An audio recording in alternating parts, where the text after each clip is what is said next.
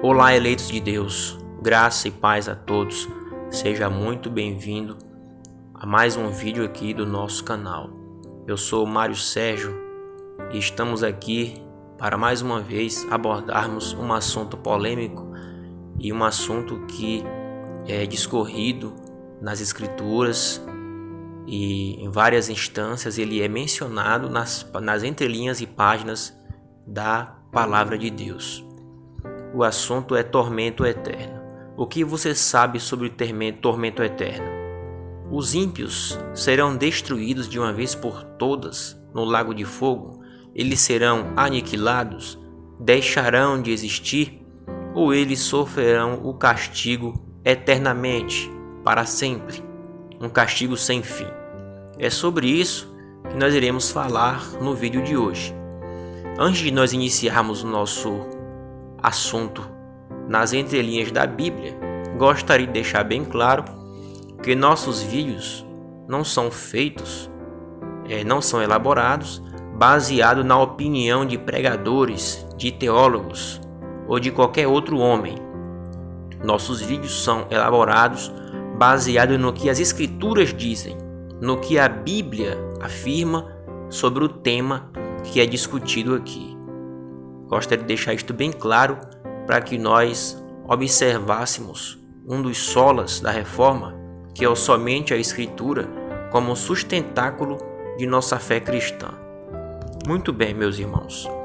Dando início a este assunto, eu gostaria de fazer uma análise refutando o aniquilacionismo, porque apesar de ter mencionado sobre este sistema, sobre esta crença, no que diz respeito a esta visão e estudo do juízo final, eu não concordo com esta visão, não concordo com esta linha de raciocínio, porque as Escrituras mostram em diversos textos que ninguém deixará de existir no lago de fogo, que ninguém será aniquilado.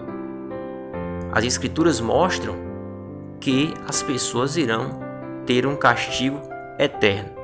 É claro, podemos discutir que tipo de castigo será este, como será este castigo. Essa discussão ela é perfeitamente cabível. No entanto, negar que o tormento será eterno, isto não tem como defender em uma discussão ampla nas Escrituras Sagradas.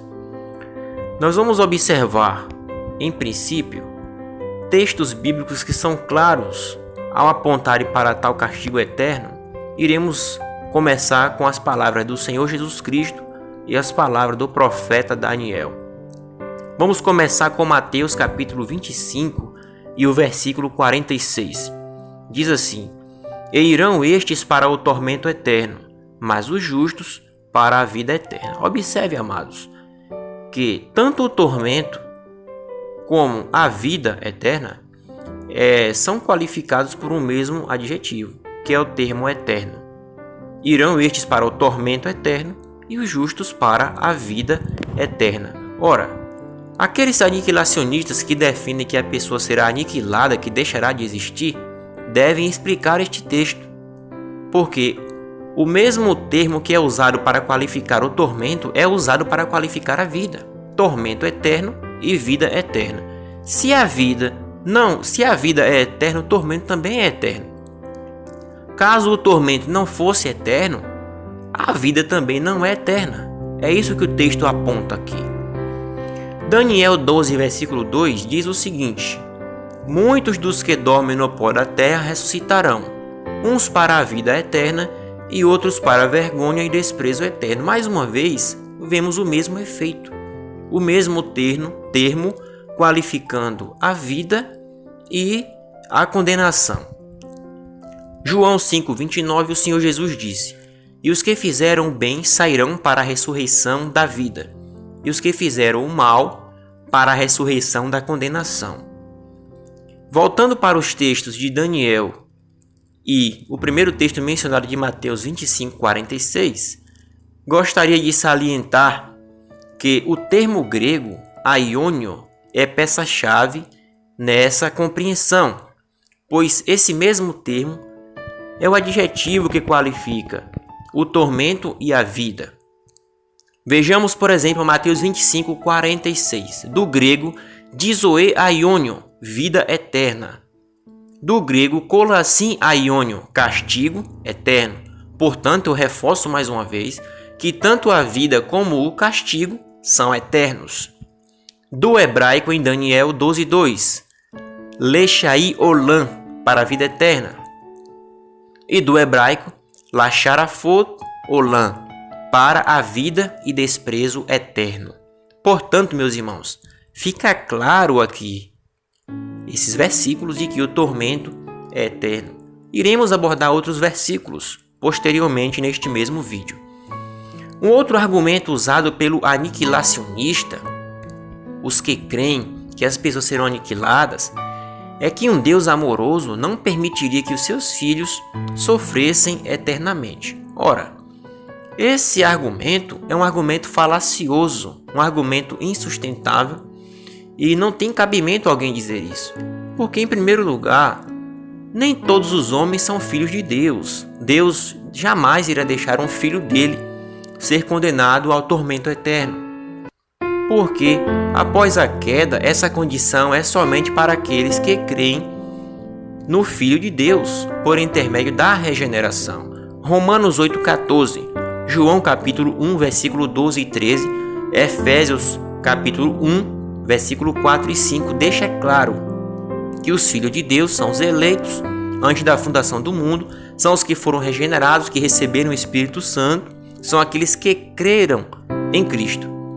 E em segundo lugar, a ideia de um Deus unicamente amoroso não se sustenta nas Escrituras, pois ela mostra claramente que o Senhor também é ira. O Senhor é um fogo que consome. Além de ser amoroso, o Senhor também tem uma ira infidável. Vejamos, por exemplo, João 3,36, Romanos 5, versículo 9, Salmos 5, verso 5 e Salmo 7, verso 11. Os textos mostram claramente que o Senhor também tem uma ira infidável. É de fundamental importância que a Igreja de Deus não omita essas verdades. Apesar de ser dura, ela é real. Sobre isso, o autor aos Hebreus disse, Hebreus 12, 29, porque o nosso Deus é um fogo que consome. Um outro argumento usado por aniquilacionistas está em Lucas 12, 46 a 48. Leiamos o que diz o texto. Virá o Senhor daquele servo no dia em que o não espera, e numa hora que ele não sabe, e separá-lo-á, e lhe dará sua parte com os infiéis. E o servo que soube a vontade do seu Senhor, e não se aprontou, nem fez conforme a sua vontade, será castigado com muitos açoites. Mas o que a não soube, fez as coisas dignas de açoites, com poucos açoites será castigado. E a qualquer que muito for dado, muito se lhe pedirá. E ao que muito se lhe confiou, muito mais se lhe pedirá. O objetivo desse texto, na visão aniquilacionista, é mostrar que haverá graus de castigo no Geena. De acordo com os aniquilacionistas, as pessoas sofrerão determinados castigos, uns mais e outros menos, de modo que aqueles que pecaram muito sofrerão por mais tempo e deixarão de existir, e aqueles que pecaram pouco sofrerão por menos tempo e também deixarão de existir. Na visão deles, Satanás será o último a ser destruído, pois é o maior pecador de todos os tempos. Quando, na verdade, esse texto não ensina nada disso.